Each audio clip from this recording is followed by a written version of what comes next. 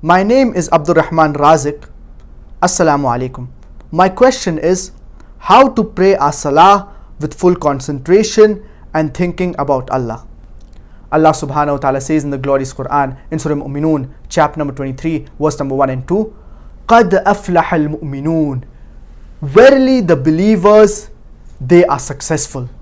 الَّذِينَ هُمْ فِي صَلَاتِهِمْ خَاشِعُونَ. Those who they are in their prayer humbly submissive. So you need to have khushu in your prayer. And it is common that our mind wanders during the prayer. Many people, their mind wanders during the prayer. If you are a businessman, you will think about your business, how much profit you've made during the prayer. If you are a student, you'll think about your studies.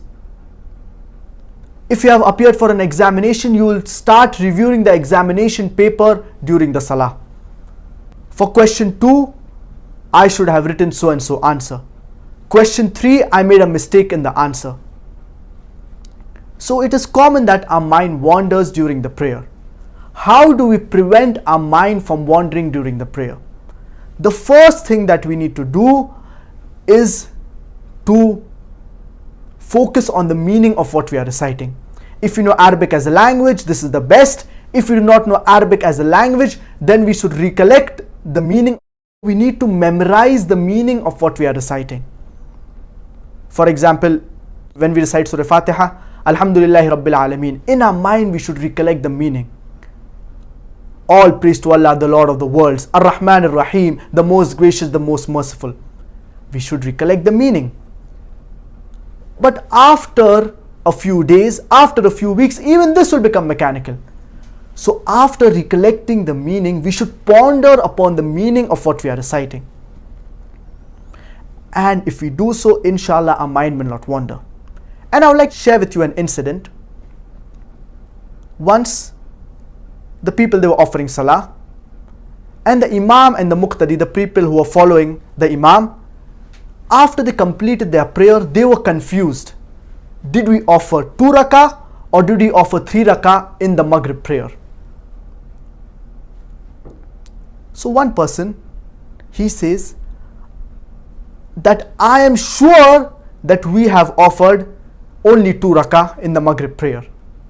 So the people, they ask him, how do you know? How can you be so sure? How can you be 100% sure?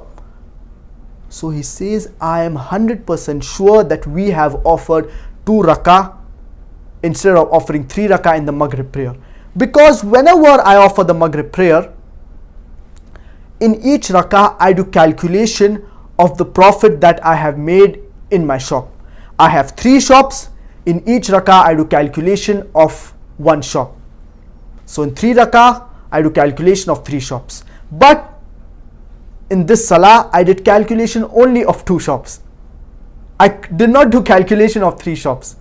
So that's the reason I am sure that we have offered only 2 rakah.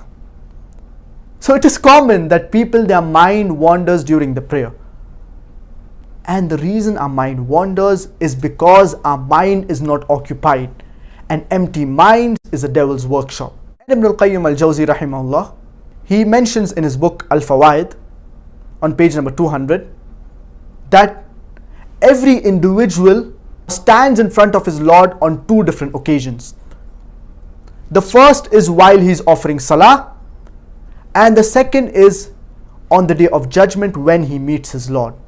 Ibn al-Qayyim rahimahullah, he said these 2 different occasions, that an individual, a believer, stands in front of his Lord. But if you do not offer Salah correctly, then your accountability on the day of judgment, it will not go with ease. Now let's discuss a few ways in which we can attain khushu and concentration in our prayer. The first is bearing in mind who you're standing in front of, knowing the greatness of Allah subhanahu wa ta'ala, knowing how great Allah subhanahu wa ta'ala is.